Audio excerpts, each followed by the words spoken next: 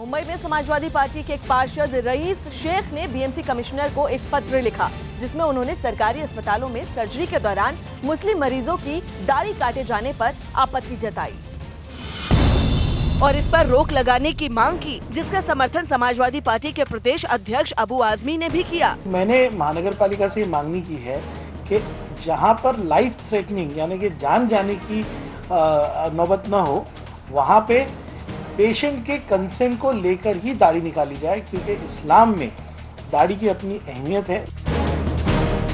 मंत्री गिरीश महाजन ने पार्षद रईस शेख को इस मामले को धर्म से ना जोड़ने की नसीहत दी। जरूरत है और आप बोले कि काटो ही मत, तो मुझे लगता है ये भी नहीं होना चाहिए। एक रिलीजन अलग है और हेल्थ एक अलग मामला है, इसको मिक्स ना करे तो ही अच्छा रहेगा। तो वहीं एनसीपी ने भी समाजवादी पार्टी के पार्षद रईस शेख की इस मांग को बेतुका करार दिया। जानकारी के अभाव में समाजवादी पार्टी ने नॉन इश्यू को इश्यू बनाने का प्रयास किया है।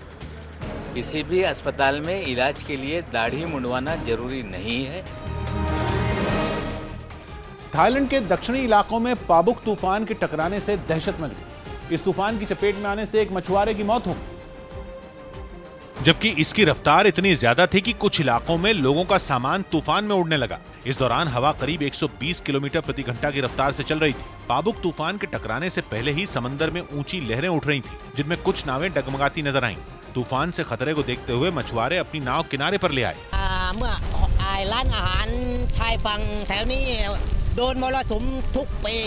तेज हवा से मकानों और दुकानों को नुकसान न पहुंचे, इसके लिए लोगों ने बाहर रखा सामान अंदर कर लिया। तूफान के साथ कुछ इलाकों में भारी बारिश भी हुई।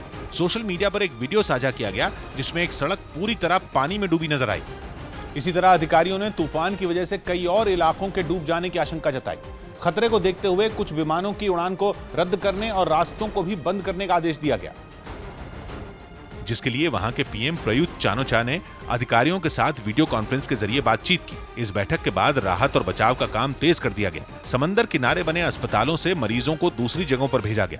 इसी तरह एक इलाके में बचाव दल ने सैकड़ों लोगों को उनके सामान के साथ सेना की गाड़ियों में बिठाया और उन्हें राहत शिविरों में भेजा। नए साल के मौके पर बड़ी तादाद में आए पर्यटकों में कुछ अब भी वहां हैं, जिनकी सुरक्षा के लिए भी अधिकारियों ने कमर कस ली। आशंका जताई गई कि इस तूफान से कई मशहूर समंदर तटों को नुकसान पहुंचेगा, जिसकी वजह से उन्हें बंद करना पड़ सकता है।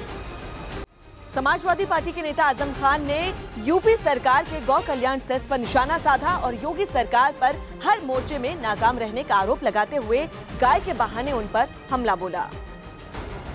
अगर गौ माता है तो माता को तो घर में होना चाहिए, पुत्र उसे घर से क्यों निकालते हैं? सवाल यह है सबसे बड़ा। गाय पालने वाले अपनी माता को और उसके परिवार को अपने घर में रखें। टैक्स लगे कुछ लगे वो सब लगे।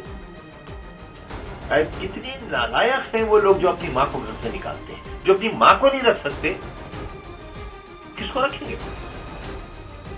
जो परिवार का नहीं हो सकता, जो औलाद का, बीवी का, माँ बाप का नहीं हो सकता, देश का क्या होगा? यूपी के मुजफ्फरनगर में बीजेपी के एमएलए विक्रम सैनी के एक विवादित बयान पर बवाल मच गया। विक्रम सैनी मध्य प्रदेश में हुए वंदे मातरम विवाद पर लोगों को देशभक्ति का पाठ पढ़ाते हुए भाषा की मर्यादा भूल गए और वंदे मातरम का विरोध करने वालों को देशद्रोही करार देते हुए उन्हें आपत्तिजनक लहजे में धमकी दे डाली। मैंने कह दिया मुझे अगर सरकार मंत्रालय दे दो बम रख के फोड़ दूंगा, एक भी नहीं रहने का। ये बहुत जरूरी है भाई, क्यों है वे जिंदा यहाँ, वे देश छोड़ के चले जाएं। जिसके बाद कांग्रेस ने बीजेपी पर हमला बोलने का मौका नहीं छोड़ा और विक्रम सैनी के बहाने योगी आदित्यनाथ के बयानों का भी जिक्र छेड़ दिया। साथ ही कांग्रेस ने विक्रम सैनी के खिलाफ सख्त कार्रवाई की भी मांग कर डाली। इस तरह की ये मानसिकता बीजेपी में पनप रही है कि मुख्यमंत्री कहता है जो हमारी बात नहीं सुनेगा उसको ठोक दो, और इनका एक एमएलए जो है मंत्री बनना चाहता है और कहता है कि हम बम से बांध के उड़ा देंगे। मेरे ख्याल से इसके खिलाफ जो है केस दर्ज होना चाहिए। वहीं एसपी ने भी विक्रम सैनी के बयान को आड़े हाथ लिया और उनके बयान के बहाने बीजेपी नेताओं की सोच पर सवाल खड़े कर दिए। कानून में इनका विश्वास नहीं है और भारतीय जनता पार्टी में मंत्री किस तरीके से बनाए जाते हैं, किन लोगों को एमएलए बनाया जाता है, इस बात से स्पष्ट होगा कि विक्रम सैनी जैसे लोग मंत्री बनने के लिए मांग कर रहे हैं कि मैं बम से विस्फोट से उड़ा दूंगा। यूपी के एटा में भारी मात्रा में हथियार बरामद किए गए।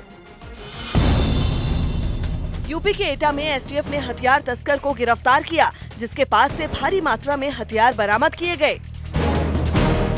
उत्तराखंड के हरिद्वार के मैंगलोर में 2 लड़कियों ने समलैंगिकता कानून के अधिकार के तहत शादी कर ली, जिन्हें पुलिस ने सुरक्षा मुहैया करवाने की बात कही है। यूपी के बदायूं में प्रशासन ने एक दरगाह से जंजीरों में बंधे 17 मानसिक रोगियों को मुक्त करवाकर उनके परिजनों को सौंप दिया। एसपी नेता आजम खान ने यूपी में गौ कल्याण टैक्स लगाए जाने पर सवाल उठाते हुए योगी सरकार को हर मोर्चे पे नाकाम बताया। मध्य प्रदेश के भोपाल में बीजेपी महिला मोर्चा की बैठक हुई, जिसमें लोकसभा चुनाव में महिला वोटर्स को लुभाने की रणनीति पर चर्चा हुई।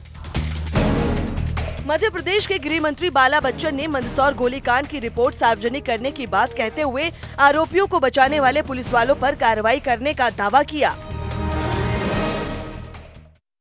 2016 में उज्जैन के सिंहस्थ कुंभ में हुई स्थापना के बाद किन्नर अखाड़ा पहली बार प्रयागराज कुंभ में हिस्सा लेने जा रहा है। इस कुंभ मेले के जरिए किन्नर अखाड़ा अपनी परंपरा और इतिहास का प्रदर्शन भी करेगा, जिसके लिए कुंभ परिसर में एक आर्ट विलेज बनाया जा रहा है, जिसको बनाने के लिए किन्नर अखाड़ा जोर शोर से तैयारियों में जुटा है। किन्नरों की जो कला और संस्कृति है उसका भी संगम तीर्थराज प्रयाग में होगा और यहाँ पर उनकी एक आर्ट गैलरी लगाई जाएगी, जिसमें किस तरह के गीत हैं, संगीत हैं और जो कलाएं हैं, किन्नर की व्यंजन है, वो यहाँ पर देखने को मिलेंगे। किन्नर अखाड़े ने दावा किया कि दूसरे अखाड़ों की तरह ही उनके अखाड़े की भी भव्य यात्रा निकाली जाएगी, जिसमें देश भर से आए किन्नर हिस्सा लेंगे। किन्नर उपदेवताओं की श्रेणी में आते हैं।